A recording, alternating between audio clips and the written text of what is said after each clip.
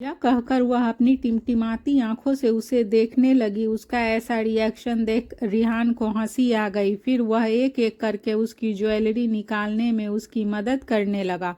उसके बाद वह उसे अपनी बाहों में भरकर कार के ही बोनट पर ही लेट गया। आकाश में जहां पहले काले बादल छाए थे, अब वही बादल छट गए थे और तारे टिमटिमा रहे थे। तभी शिवी ने उसके सीने पर अपना सिर रखते हुए आंखें बंद कर ली और रिहान ने भी उसे अपनी बाहों में घेरे में ले लिया और टिमटिमाते हुए तारों को देखने लगा। उधर शिवी के इस तरह शादी से भाग जाने पर शिवन्या गुस्से में लाल हो गई थी, तो वहीं बाकी सब खुश थे। एक एक करके सभी गेस्ट चले गए थे। कायरव, जिन्हें अभी तक समझ नहीं आया कि यह सब क्या हो गया था, अपनी सोच में डूबे थे और शिवी के बारे में ही सोच रहे थे। पहले वह उसकी शादी इतनी जल्दी होने की वजह से परेशान थे और अब उसके शादी से भाग जाने की वजह से परेशान थे। उन्होंने अपने सवालों के जवाब की उम्मीद लिए कियान की तरफ देखा तो आज शांत था और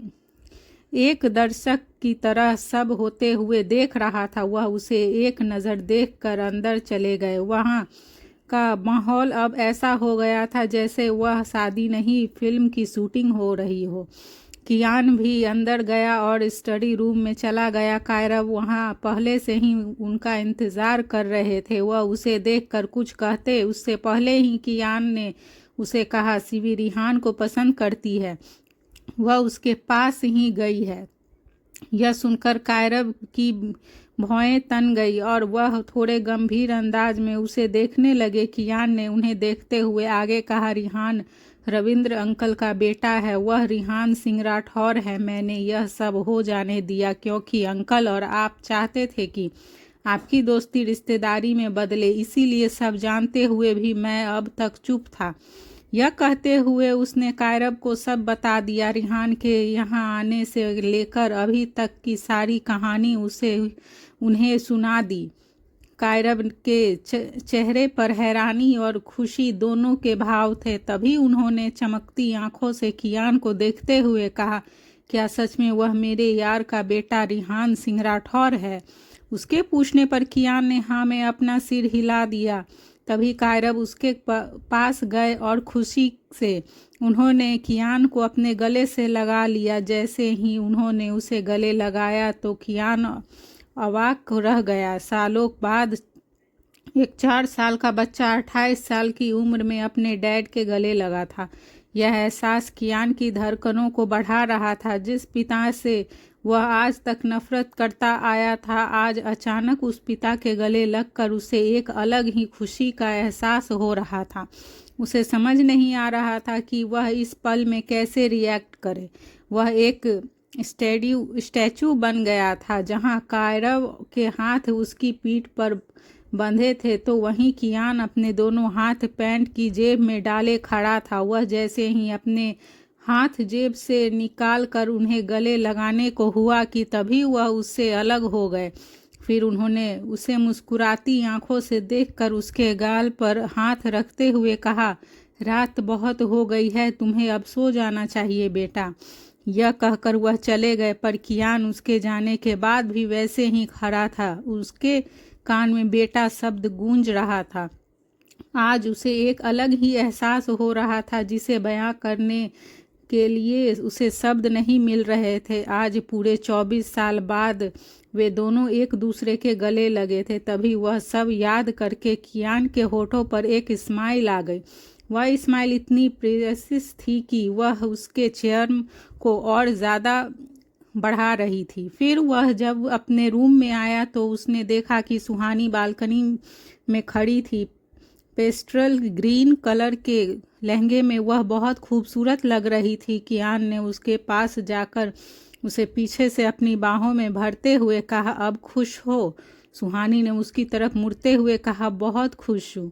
तभी उसने कियान की आंखों में एक अलग ही खुशी की चमक देखी, जिसे देखकर सुहानी पूछने से खुद को रोक नहीं पाई और उसने उसके चेहरे को एक टक देखते हुए कहा, आप आज बहुत खुश लग रहे हैं, क्या मैं इसकी वजह जान सकती हूँ? यह सुनकर कियान ने पलकें झुका ली और धीरे से कहा, उन्होंने मुझे हक किया सुहानी।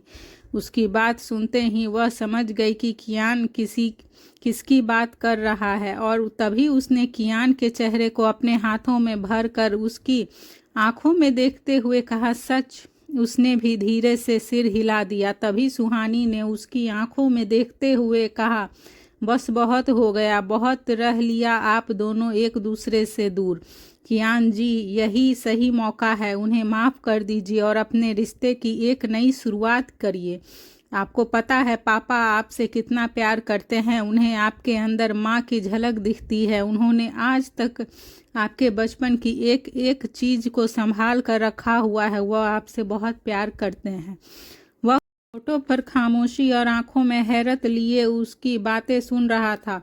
उसे तो यह सब पता ही नहीं था। सुहानी के मुंह से यह सब सुनकर उसने खुद से कहा, मैं तो आज तक यही समझ रहा था कि वह अपनी नई फैमिली में मुझे और माँ को भूल गए। क्या वह सच में माँ और मुझे आज भी प्यार करते हैं? शिवन्या ने जब उसे यह बताया था तब कियान को उसकी बात पर भरोसा नहीं हुआ था, पर आज सुहानी की बात सुनकर उसे भरोसा हो गया था कि उसके डैड कायरब ओबरॉय उससे कितना प्यार करते हैं। तभी उसने सुहानी को टाइट हक करते हुए कहा, तुम्हें यह सब कैसे पता चला? उसके पूछने पर सुहानी ने कहा, जब हम मेंशन गए थे तब मैंने यह सब खुद देखा था। जो मैंने देखा वह आप भी देख सकते थे अगर आपने अपने और पापा के बीच कोई अनदेखी दीवार नहीं खड़ी की होती तो। अब उस दीवार को गिरा दीजिए कियान जी और अपना लीजिए उन्हें। यह रिश्ते जो आपके पास हैं यह हर किसी को नहीं मिलते। आप बहुत लकी हैं कियान जी कि आपके पास इतने प्यार करने वाले पिता, दादाजी और भाई बहन हैं जो आपके लिए अपनी माँ से भी लड़ने के लिए तैयार रहते हैं। इन रिश्तों को संभाल लीजिए, इन्हें अब कभी टूटने मत देना। सुहानी उसके गले लगे हुए ही यह सब बोल रही थी और उसकी आंखों में आंसू की धारा बहती जा रही थी। उसकी पकड़ कियान के ऊपर बहुत मजबूत थी। आज उसे फिर से अपने मम्मी पापा की याद आ गई थी। उसकी हल्की सिसकियां जब कियान के कानों में गई तो वह समझ गया कि वह अपने मम्मी पापा को याद करके रो रही है। तभी उसने सुहानी को और भी कसकर अपनी बाहों में छुपा लिया और उसे कंसोल करते हुए कहा, मैं हूँ ना तुम्हारे पास, मैं तुम्हें बहुत प्यार दूंगा, तुम्हारा बहुत ख्याल रखूंगा। तुम्हारी ज़िंदगी में मैं सारे गम छीन लूँगा और तुम्हारी ज़िंदगी को खुशियों से भर दूंगा। मैं तुम्हारा हक तुम्हें दिलाऊंगा सुहानी। जो तुम्हारा है उसे तुमसे कोई छीन नहीं सकता और मैं उन्हें भी नहीं छीनूंगा जिसने तुमसे तुम्हारे मम्मी पापा को छीना है। आई प्रॉमिस सुहानी, मैं सब ठीक कर दूंगा। तभी यह सुनकर सुहानी ने अपने सिर को ऊपर उठाया और कियान की आंखों में देखने लगी। उसने उसके माथे से अपना माथा जोड़कर कहा, मैं बहुत खुशकिस्मत हूँ जो मुझे आप जैसा जीवन साथी मिला है। थैंक यू मेरी ज़िंदगी में आने के लिए, मुझे इतनी खुशियाँ देने के लिए। उसकी बात सुनकर कियान होठों को तिरछा करके मुस्कुराया और शरारत भरी निगाहों से उसे देखते हुए उसने कहा, अब मुझे भी थोड़ी खुशी दे दो। उससे पहले कि वह उसकी बात का मतलब समझती, कियान ने उसे अपने होठों के उसके गाल को छू लिया। उसकी छुअन से सुहानी अंदर तक सिहर गई थी और उसने अपनी आंखों को कसकर बंद कर लिया था। वह पलट कर अब जाने लगी कि तभी कियान ने उसके ब्लाउज की डोरी को पकड़ लिया। अचानक उसके डोरी पकड़ने से डोरी खुल गई और सुहानी को ढीलापन महसूस हुआ। तभी ब्लाउज का एक हिस्सा डोरी खुल जाने की वजह से उसके एक कंधे से नीचे सरक गया। उसने शर्म से अपने चेहरे को दोनों हाथों के बीच छुपा लिया। कियान को उसका इस तरह शर्माना अच्छा लग रहा था। वह उसकी डोरी को अपनी उंगलियों में लपेटते हुए आगे बढ़ा और उसके करीब जाकर उसने उसे अपनी बाहों में उठा लिया। सुहानी ने अपने चेहरे को अभी भी दोनों हाथों से के बीच में छुपा रखा था। जब कियान ने उसे बेड पर लेटाया तो उसने उसके हाथों को उसके चेहरे से हटाकर अपने हाथों में भर लिया और उसके हाथों पर अपनी पकड़ करते हुए कहा, आंखें खोलो अपनी। यह सुनकर सुहानी ने धीरे से न में सिर हिला दिया। कियान ने उसे देखते हुए फिर से कहा, आंखें खोलो वरना मैं। उसके यह कहते ही सुहानी ने जल्दी से अपनी आंखें खोली और उसकी आंखों में देखने लगी, जिसमें आज शरारत ही शरारत भरी थी। तभी कियान ने उसकी आंखों में देखते हुए ही उसके होठों पर अपने होठ रख दिए। फिर कियान ने उसके होठों को फ्री करके उसे अपनी बाहों में भर लिया। वहीं सुहानी के हाथ भी अब धीरे धीरे उसकी गर्दन के चारों ओर लिपट गई थी। आज वह उसे काफ़ी टाइम बाद इतना प्यार कर रहा था और उसका यह प्यार सुहानी के शरीर के हर हिस्से पर शो हो रहा था।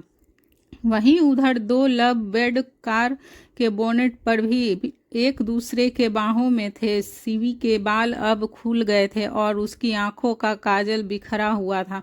उसके होठों की लाली तो रिहान ने पहले ही चुरा ली थी। वह उसके शर्टलेस सीने पर अपना सिर रखे लेटी थी। उसके बाल हवा में लहरा रहे थे और रिहान के चेहरे पर आकर बार बार उससे परेशान कर रहे थे। रिहान, जो अब उसके बालों में बहुत ज़्यादा परेशान हो गया था, उसकी तभी अपने सीवी को झटके से पलट दिया और खुद उसके ऊपर आ गया। यह होते ही उसकी बंद आंखें अचानक से खुल गई थी और वह रिहान को हैरान परेशान नज़रों से देख रही थी। उसके चेहरे के एक्सप्रेशंस को देखकर रिहान के होठों पर डेविल स्माइल आ गई थी। तभी सीवी ने आईब्रो ऊपर उठाकर रिहान से सवाल किया, क्या हुआ?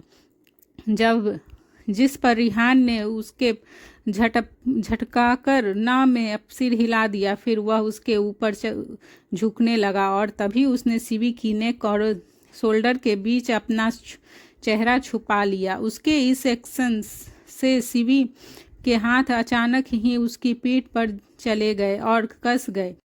उसके नाखून रिहान की पीठ पर अपनी मौजूदगी के निशान छोड़ने लगे थे। आज की हवा में जैसे प्यार घुल गया था, इसीलिए आज प्यार करने वाले एक दूसरे में खोए हुए थे।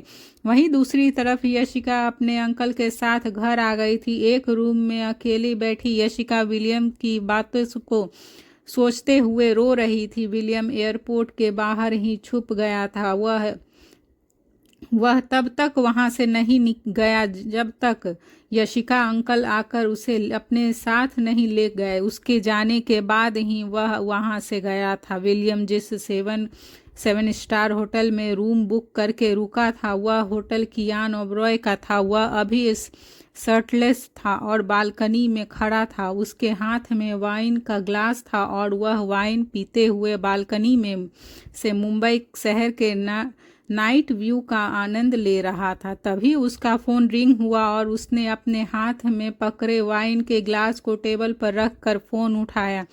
फिर डिस्प्ले पर फ्लैश हो रहे नंबर को देखकर वह तिरछा मुस्कुरा दिया। कॉल रिसीव करते ही विलियम ने कहा, बोलो क्या पता चला? उसके पूछने पर कॉल के दूसरे तरफ से बात कर रहे आदमी ने कहा, सर हमारी तरह कंपनी के शेयर को और भी खरीद रहा है, वह भी दुगनी कीमत पर। उस आदमी की बात सुनकर विलियम चौंक गया और उसने सोचा, यह कौन है जो शेयर दुगनी कीमत पर खरीद रहा है? यह सोचकर उसने थोड़ा गुस्से में कहा, तुम शेयर होल्डर को उससे ज़्यादा पैसे ऑफर करो, मुझे वे सारे शेयर अपने नाम पर चाहिए किसी भी कीमत पर। उसकी बात पर उस आदमी ने कहा, सर हमने ज़्यादा पैसे ऑफर किए, पर हम जैसे ही कीमत बढ़ाते हैं तो वह उसकी भी दुगनी कीमत बढ़ा देता है। यह सुनकर विलियम फिर से चौंक गया और उसने कहा, क्या कौन है वह? उसके पूछने पर उस आदमी ने कहा, सर उसकी डिटेल निकालने में थोड़ी मुश्किल आ रही है, पर हमें उनका नाम पता चल गया है।